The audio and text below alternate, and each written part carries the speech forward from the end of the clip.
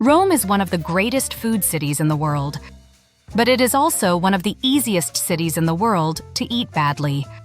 Not because Roman food is bad. The problem is that tourists often arrive with the wrong expectations. They order the wrong things, trust the wrong menus, eat in the wrong places, and sometimes leave Rome thinking the food was only average. But real Roman food is not average. It is simple, bold, salty, crispy, creamy, and deeply local. So today, we're breaking down what tourists get wrong about food in Rome, from carbonara and pizza to supplì, gelato, coffee, and tourist traps. This is not a normal best restaurants in Rome list. This is a guide to understanding Roman food before you sit down at the table. Because once you understand the rules, Rome becomes much easier to enjoy. You stop looking for generic Italian food, and you start looking for Roman food. That matters because Italy is not one single cuisine. Every region has its own food identity. In Rome, the classics include the 4 famous Roman pastas: carbonara, cacio e pepe, amatriciana, and gricia, plus Roman-style pizza, supplì, artichokes, gelato, coffee, and simple trattoria cooking. Let's start with the dish most tourists think they understand. Carbonara. Mistake 1. Thinking carbonara is creamy pasta. The first mistake tourists make in Rome is thinking carbonara is just creamy pasta. Outside Italy, carbonara is often made with cream, bacon, garlic, mushrooms, chicken, or anything else the restaurant wants to add. But in Rome, carbonara is much more specific. Real Roman carbonara is usually built around pasta, egg, pecorino romano, black pepper, and guanciale, cured pork jowl. No cream, no bacon, no heavy white sauce. The creamy texture comes from technique, not from a carton of cream. That is why carbonara is so easy to ruin. If the heat is too high, the egg scrambles. If the cheese is wrong, the sauce becomes flat. If the guanciale is replaced with weak bacon, the whole dish loses its Roman character. The best carbonara should feel rich, but not heavy. It should coat the pasta, not drown it.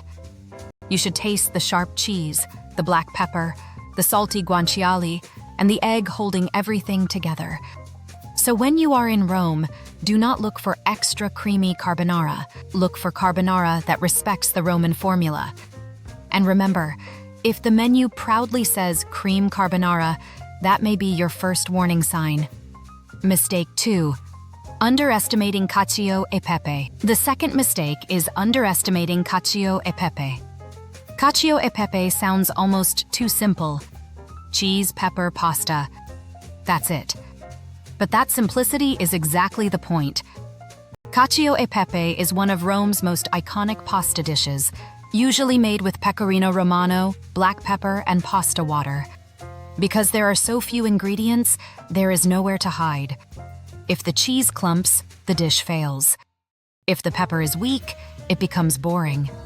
If the pasta water is not used correctly, it never becomes silky. This is why tourists sometimes don't understand it. They expect something dramatic. But Roman food is often not dramatic in appearance. It is about balance.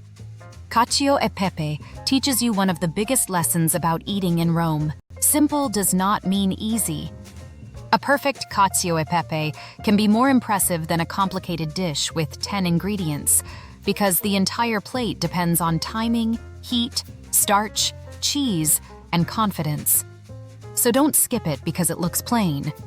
In Rome, the plain-looking dishes are often the ones that reveal the most. Mistake 3. Thinking all Italian pizza is the same. The third mistake is thinking pizza in Rome is the same as pizza in Naples. It is not. Neapolitan pizza is soft, puffy, round, and often eaten whole with a knife and fork. Roman pizza can be very different. Rome is especially known for pizza al taglio, pizza by the slice, often baked in large rectangular trays, cut with scissors, weighed, reheated, and eaten casually. Roman pizza can also be thin and crispy depending on the style. This matters because tourists often arrive looking for the best pizza in Italy. But Italy does not have only one pizza identity. In Rome, pizza can be a quick lunch, a bakery snack, a street food moment, or a full dinner. Pizza al taglio is especially useful for travelers because it is fast, visual, affordable, and flexible.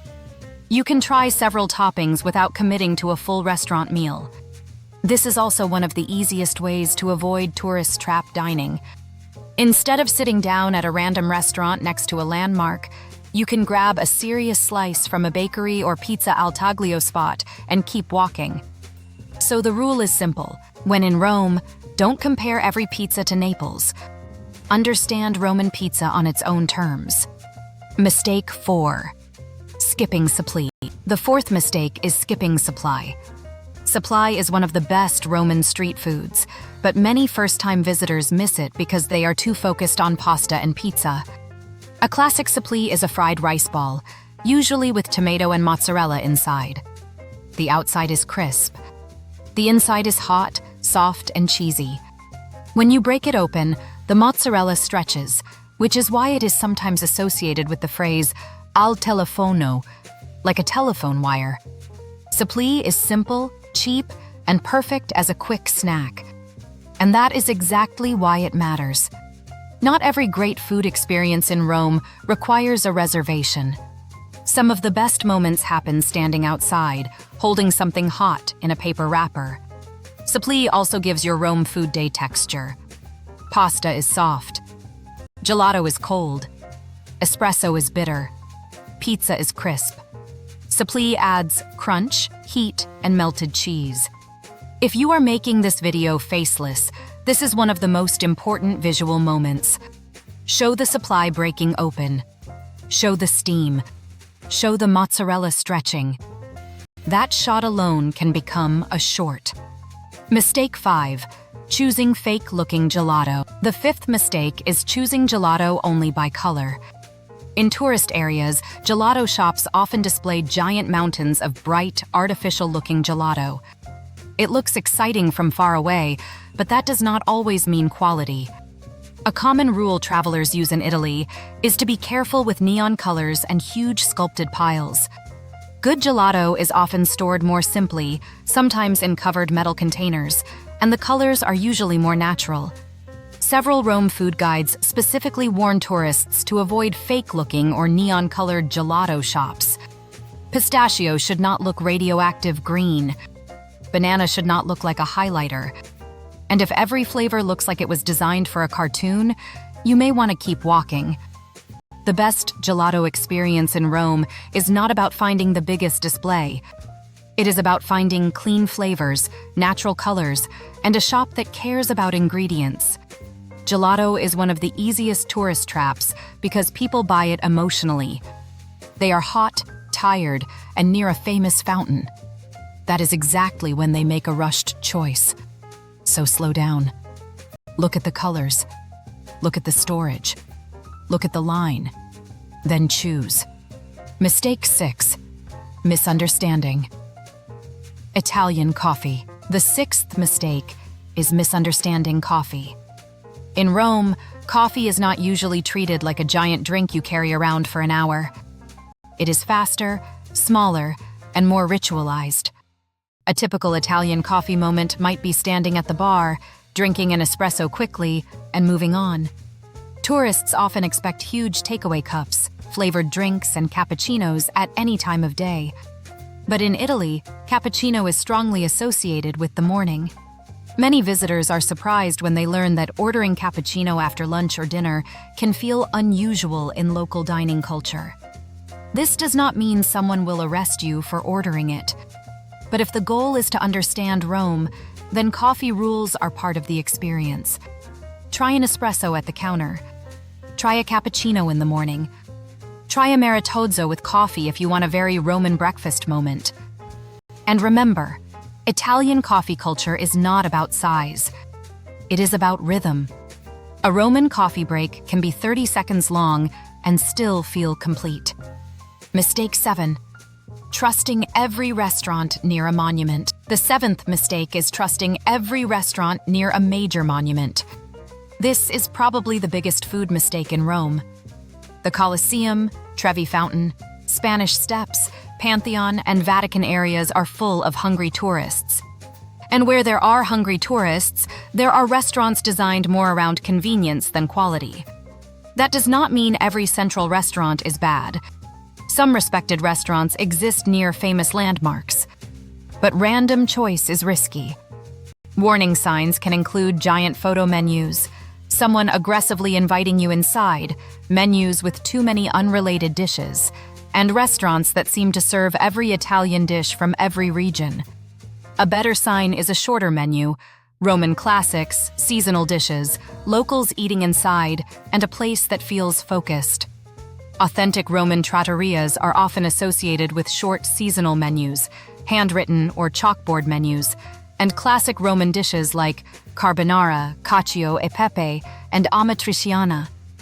The rule is not never eat near monuments. The rule is don't choose blindly near monuments. Do 5 minutes of research before you sit down. In Rome, that small effort can completely change your meal. Mistake 8. Looking for Italian food instead of Roman food. The eighth mistake is looking for Italian food instead of Roman food. This sounds small, but it changes everything. If you search for Italian food, you might expect lasagna, pesto, risotto, pizza, spaghetti with meatballs, or dishes from all over the country. But Rome has its own identity. The Roman table is built around specific pastas: pecorino romano, guanciale, artichokes, pizza al taglio, supplì, offal traditions, simple vegetable dishes, and local trattoria cooking. Roman food is often described as bold, unfussy, and connected to working-class traditions. That is why tourists sometimes feel disappointed. They arrive expecting a fantasy version of Italy, but Rome is not trying to serve every Italian stereotype. Rome is Rome. So when you eat here, order like you are in Rome. Try carbonara, cacio e pepe, amatriciana, gricia, supplì, Roman pizza, artichokes, maritozzo, espresso, and gelato. That is how the city starts to make sense. A perfect Roman food day. So what would a better Roman food day look like? Start in the morning with coffee and something sweet. Maybe a cappuccino and a pastry. Keep it simple. Later, grab pizza al taglio as a casual snack or lunch. Choose a few different slices. Eat standing up or while walking. In the afternoon, try supplì. Make it a quick street food moment, not a formal meal. For dinner, choose one proper Roman pasta. Carbonara if you want rich and salty. Cacio e pepe if you want simple and sharp. Amatriciana if you want tomato, guanciale, and pecorino. Gricia if you want something deeply Roman but slightly less famous. Then finish with gelato, but choose carefully.